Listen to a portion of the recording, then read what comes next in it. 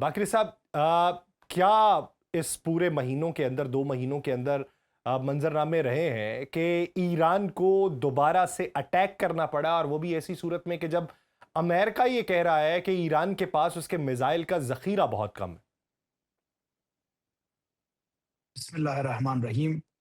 یاسر، آپ کو، آپ کے معزز ٹیم ممبرز اور پاکستان کے باشعور عوام کو تہران سے السلام علیکم۔ وعلیکم السلام۔ جیسا کہ میں نے بارہا پہلے بھی پیشگوئی کی تھی، آخر کار ایران کا صبر ختم ہو گیا اور تاریخ میں پہلی مرتبہ اسلامی جمہوریہ ایران نے اسرائیل کے اوپر ان حملوں کے جواب میں میزائل داغ دی جو ایران کے علاوہ ایک اور ملک کے اوپر ہوا تھا، اور وہ تھا لبنان اور محور مزاحمت کے خلاف۔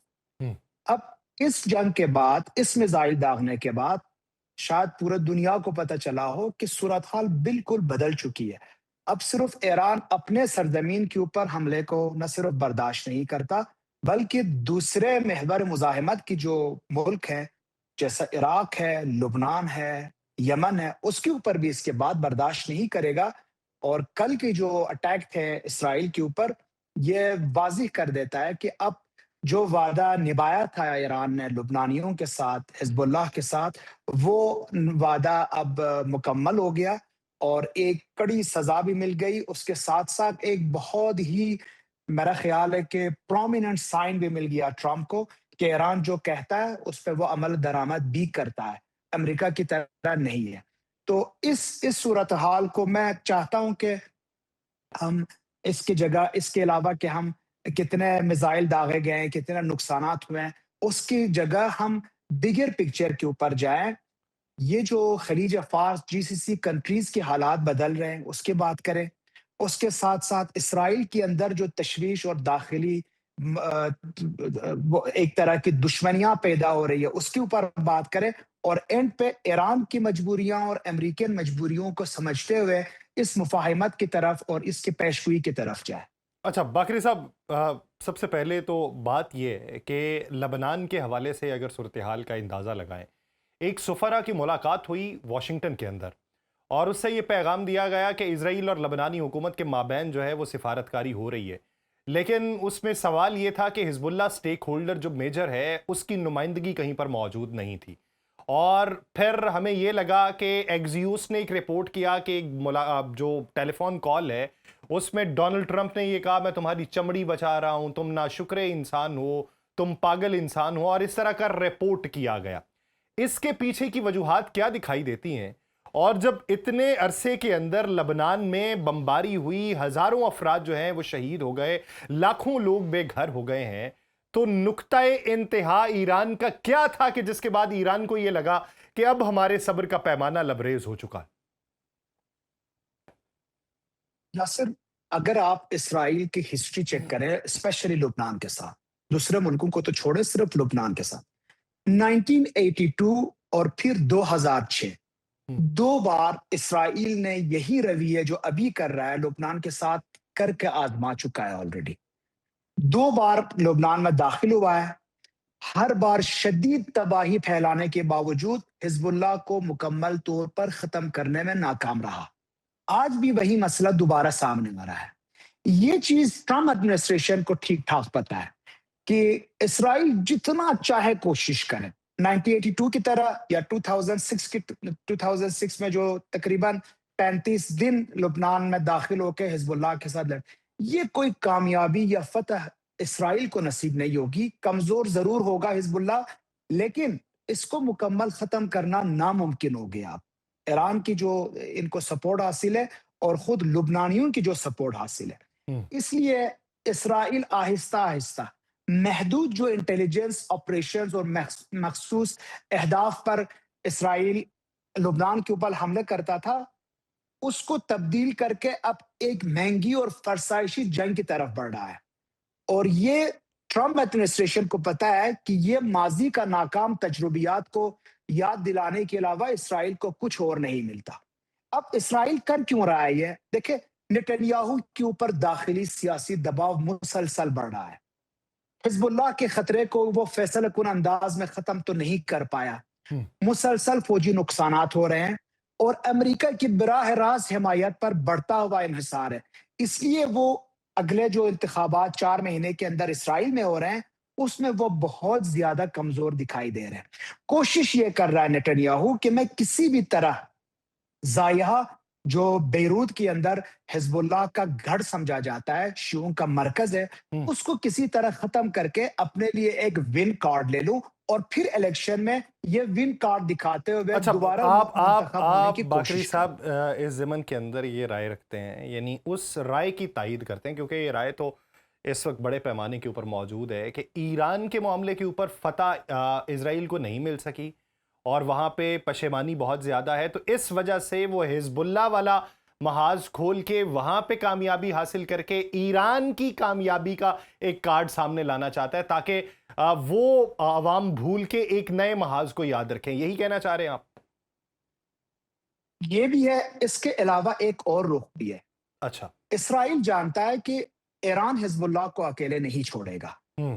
اور جب بھی یہ اسرائیل لبنان کے اوپر اسپیشلی بیروت اور زائیہ اور حزب اللہ کے اوپر اٹیک کرتا ہے تو ایران ایکٹیو ہو جاتا ہے، متحرک ہوتا ہے۔ اسرائیل انتخابات کے لیے سوچتے ہوئے بنجامن نتنیاہو بھی یہ بھی سوچ رہا ہے کہ اگر میں بار بار اسرائیل کے اوپر لبنان کے اوپر بیروت کے اوپر اٹیک کرتا ہوں اور ایران میرے اوپر اٹیک کرنے پہ مجبور ہوتا ہے تو پھر یہ جو مذاکرات ہے یہ ڈی ریل ہو سکتے ہیں۔ ہوں۔ اس پہ میں کوشش یہ کرتا ہوں کہ ٹرمپ کو پھنساؤں اپنے جال میں اور ٹرمپ کو مجبور کروں کہ وہ بھی ایران کے اوپر اٹیک کرے، لیکن ٹرمپ کو پتا ہے کہ اس جنگ میں اس کو کامیابی حاصل نہیں ہونی ہے، اس لیے وہ بار بار ٹویٹ یہی کر رہا ہے کہ ایران نے اپنے میزائل داغ دی، اب اس کو بس کرنا چاہیے۔ اسرائیل نے بھی جوابی کارروائی دے دی، اب دونوں سائڈوں کو سیز فائر کی طرف جانا چاہیے۔ یہ دو ہی بنجامن نتنیاہو کے اہداف ہے، ایک ون کارڈ لے کے الیکشن کے لیے تیاری کرے، دو یہ جو مفاہمت کا راستہ ہے، یہ جو ہم مفاہمت کی طرف بڑھ رہے ہیں، اس کو ڈی ریل کر کے ٹرمپ کو ایک بار پھر اس جال میں پھنسا دیا جائے۔ اچھا، باقری صاحب، آپ اس رائے کو کس حد تک مانتے ہیں کہ جہاں پہ بات یہ ہے کہ جو اسرائیل ہے اس کی آبادی جو ہے وہ دنیا میں سب سے کم آبادیوں میں شامل ممالک والی ہے؟ اب اس کو یہ پتا ہے کہ میں نے اپنے آپ کو ایکسپینڈ کرنا ہے گریٹر اسرائیل کے حوالے سے، تو اس کے راستے میں رکاوٹیں کون کون سے ممالک تھے؟ تو وہ رائے یہ ہے کہ اس نے ان تمام رکاوٹوں کو رفتہ رفتہ یا تو سنب کیا یا پھر انہیں اپنے ساتھ میں لا لیا یا ان کے ساتھ تعلقات قائم کر لیے۔ اب اس میں بات کی جاتی ہے عراق کی بھی، اس میں بات کی جاتی ہے شام کی بھی، اس میں اگر مشرق وسطیٰ کی بات کی جائے تو ان تمام ممالک کو کہیں نہ کہیں اپنے حق کے اندر کر لیا ابراہم اکارڈ کا منظرنامہ دکھا کے، اور پھر پیچھے بچتا ہے یمن اور حزب اللہ والا محاذ لبنان اور ایران کے ساتھ جنگ کر لی یہاں پہ، اور اب وہ دو محاذ تھے، یمن والا ابھی خاموش ہے لیکن ترکیے والا محاذ بھی وہ کھولنے کے در پہ ہے۔ تو اس وجہ سے وہ سارے کے سارے یا تو وہ محاذ ختم کرے گا، بند کرے گا، سنب کرے گا یا ان کے ساتھ تعلقات قائم کرے گا۔ کیا ایسا ہی ہے یا اس کے علاوہ وجہ کچھ اور لگتی؟ دیکھیں، یہ جو گریٹر اسرائیل کا منصوبہ ہے، دو چیزیں آپ اس ذہن میں رکھیں۔ ایک، یہ زائنسٹ رجیم، چاہے یہ زائنسٹ جیوش لابی کی ہو یا یہ کرسچن لابی کی ہو، آپ کو پتہ ہے ہم زائنسٹ کے اندر بھی زائنسٹ ہیں، جیوش کے اندر بھی زائنسٹ ہے اور کرسچنس کے اندر بھی زائنسٹ ہے۔ یہ دو گروپس ایسے ہیں جو چاہتے ہیں کہ greater Israel, Nile to Euphrates کا جو خواب ہے اس کو مکمل کیا جائے، ہوں۔ لیکن ریالٹی اسرائیل کے اندر آپ یہ بھی چیک کریں کہ اسرائیل کی تقریباً 20% جو آبادی ہے وہ عربوں کے اوپر مشتمل ہے۔ ہوں۔ یہ 20% جو عربوں کے اوپر مشتمل ہے، ہر ایک فیملی کا 4 سے 6 تقریباً ان کے اولادیں ہیں، ہوں۔ ٹھیک ہے؟ اور اگلے 10 سے 15 سال کے اندر ڈیموگرافک چینج اسرائیل میں اس طرح ہوگا کہ تقریباً عرب پاپولیشن نان عرب پاپولیشن کے ساتھ تقریباً برابر پیمانے پہ آ سکتے ہیں، نہیں، اچھا، کیونکہ ان کی شرح جو آپ عرب شہریوں کی اولادیں کہہ رہے ہیں 5 سے 6، تو دوسری طرف جیوش کی اگر دیکھیں تو ان کی ایک میکسیمم 1 سے 2، اچھا، ٹھیک ہے۔ اسرائیل کے اندر میکسیمم 1 سے 2، وہ جو زائنسٹ لابی ہے اس کو سائڈ پہ کر کے، اور یہ ڈیموگرافک چینجنگ اس کے ساتھ ساتھ آپ اسرائیل کی فارس نیوز کو چیک کریں، اسرائیل ٹائم کو چیک کریں، وہ یہ بتا رہے ہیں کہ یہ نیو جنریشن ڈی جنریشن کے اندر اسرائیل کے اندر بھی وہ گریٹر اسرائیل کی مت میں نہیں ہے، وہ چاہتے ہیں کہ ہمیں سکون ملے اور ہمیں جینے دیں، ہمیں کام کرنے دیں اور ہمیں پیسے کمانے دیں۔ ٹھیک۔ اس لیے یہ جو زی جنریشن ہے وہ ٹو اسٹیٹس کے اوپر زیادہ فوکس کر رہی ہے۔ تو یہ یاد رکھے اسرائیل 10-15 سال کے اندر سب سے پہلے انٹرنل تناؤ کا شکار ہوگا۔ یہ پہلی بات۔ دوسری بات، اسرائیل سے باہر سب سے زیادہ جوئش پاپولیشن، یہودی پاپولیشن کون سے شہر میں ہے؟ اب شاید آپ کو پتا ہو کہ نیو یارک میں ہے۔ جی، اسرائیل سے باہر سب سے زیادہ سب سے جوئش زیادہ پاپولیشن نیو یارک میں ہے۔ امریکہ کے اندر ہی موجود ہے نا، زیادہ سے زیادہ دوسری بڑی آبادی تو سب سے امریکہ کی زیادہ کہا جائے۔ دنیا جی نہیں، دنیا کے بعد سب سے زیادہ جوئش پاپولیشن ایک شہر کو اگر آپ لیں تو ہوں، یہ نیو یارک میں ہے۔ ٹھیک۔ اور آپ کو شاید یہ بھی پتا ہو کہ نیو یارک کی جو جوئش پاپولیشن ہے، سب سے زیادہ انہوں نے ووٹ ممدانی کو دیا تھا، جی۔ نیو ہوں، یارک کی جو میئر ہے، جی۔ ایک مسلمان کو۔ ہوں، تو جوئش کے اندر اتنا، میں یہ کہتا ہوں کہ ایران تو آلریڈی اسرائیل کے ساتھ لڑ رہا ہے، ہوں، لیکن ایران کے علاوہ اب جوئش پاپولیشن کے اندر بھی یہ آگاہی پیدا ہو رہی ہے کہ یہ جو زائنسٹ رجیم اپارٹائڈ اسرائیل کی گریٹر اسرائیل کا ہدف ہے، ہوں، یہ صرف اس زائنسٹ رجیم کی ہے، یہ پورا جوئش کو ریپرزینٹیٹیو نہیں ہے اور ہوں، ریپرزینٹ نہیں کرتے۔ ہوں، اس لیے مجھے لگتا ہے کہ ایران کی اس جنگ نے پورا صرف نہ عالم اسلام کو بلکہ پورا دنیا کو یہ آگاہی دے رہی ہے کہ اسرائیل کر کیا رہا ہے لبنان کے اندر فلسطینیوں کے خلاف اور اپنے لوگوں کے ساتھ۔ اور ساتھ ساتھ میں آپ دیکھیں، جب آپ کنسنسس چیک کرتے ہیں، سینسس چیک کرتے ہیں، یورپ کے اندر، امریکہ کے اندر، more than 30%، more than 30% of the population اب پچھلے 2 سال سے چینج ہو کے یہ فلسطینین مت میں جا رہے ہیں۔ وہ کہہ رہے ہیں کہ فلسطینوں کو حق دے دو، اسرائیل غلط کر رہا ہے۔ اس لیے مجھے لگتا ہے کہ سب سے زیادہ جو خطرات اسرائیل کو ہے، ایران کے بعد، مسلم دنیا کے بعد، اب انٹرنیشنل اویئرنیس ہے۔ اور یہ اسرائیل کے لیے سب سے خطرناک پہلو ہے۔ اس لیے بار بار بنجامین نیتن یاہو یہی کہتا آ رہا ہے کہ ہم شاید ملٹری پوائنٹ آف ویو سے جیت گئے، لیکن ہم میڈیا پوائنٹ آف ویو سے دن بہ دن ہارتے جا رہے ہیں۔ تو مجھے لگتا ہے مزاحمتی فرنٹ میں ایران تو ہے ہی سب سے پہلے، لیکن اس کے بعد انٹرنیشنل اویئرنیس نے سب سے زیادہ مشکلات پیدا کر رہا ہے اسرائیل کے لیے۔ اچھا، آپ کہتے ہیں کہ ذہنی طور کے اوپر چینج آ رہا ہے، تو امریکہ جی ہر دم اپنے مفادات مد نظر رکھتا ہے جب اسے یہ دکھائی دے رہا ہو کہ ایک سلطنت جو ہے وہ اپنے ڈاؤن فال کی طرف گامزن ہے، اس کے اوپر بہت سی آوازیں اٹھ رہی ہیں اور اس کا تختہ لپیٹ دیا جائے گا، اور مجموعی طور پہ اس کے اپنے شہری جو نیو یارک کے اندر رہتے ہیں اور دنیا کی دوسری بڑی آبادی یہودی وہاں پہ رہتی ہے، تو وہ ان کے بھی مفادات کو قطع نظر اپنی پالیسی ماضی کی طرح ہی چلاتا جا رہا ہے، تو اس کی پالیسی کس حد تک پھر تبدیل ہوگی؟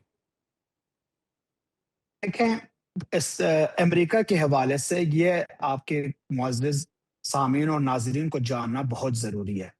اگر امریکہ کو 3 لفظوں میں آپ خلاصہ کرنا چاہیں تو امریکہ ہوتا ہے اقتصاد یعنی اکانومی، ہوں، پالیٹکس یعنی سیاست، اور جنگ۔ یہ 3 ایسے عناصر ہیں جو آپ ایک دوسرے سے الگ کر ہی نہیں سکتے۔ ٹھیک ہے۔ یہ جنگ کا جو ایشو ہے، امریکہ کی ہسٹری آپ چیک کریں، امریکہ میں آج تک جنگوں میں 1.2 ملین امریکنز مارے گئے ہیں۔ ہوں، لیکن سب سے زیادہ امریکن کہاں پہ مارے گئے؟ امریکہ کی خود اندر داخلی جو جنگیں تھے، خانہ جنگیاں جو تھیں امریکہ کے اندر، ٹھیک۔ اس میں میرے پاس اسٹیٹس ہے۔ آپ یہ سول وار میں 7 لاکھ امریکن مارے گئے۔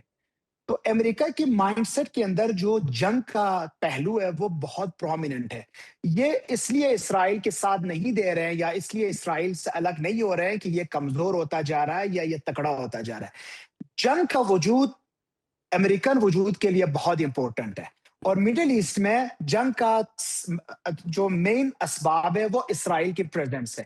اس لیے چاہے اسرائیل جتنا بھی کمزور کیوں نہ ہو، انٹرنیشنل اویئرنیس کتنا بھی زیادہ نہ ہو، اور ان کی سپورٹ میں فلسطینیوں کے سب، اسرائیل کا وجود مڈل ایسٹ کے اندر جنگ کو برقرار رکھنے کے لیے امریکن کے لیے بہت ضروری ہے، کیونکہ ان کی معیشت جنگ کے اوپر ڈیپینڈنٹ ہے۔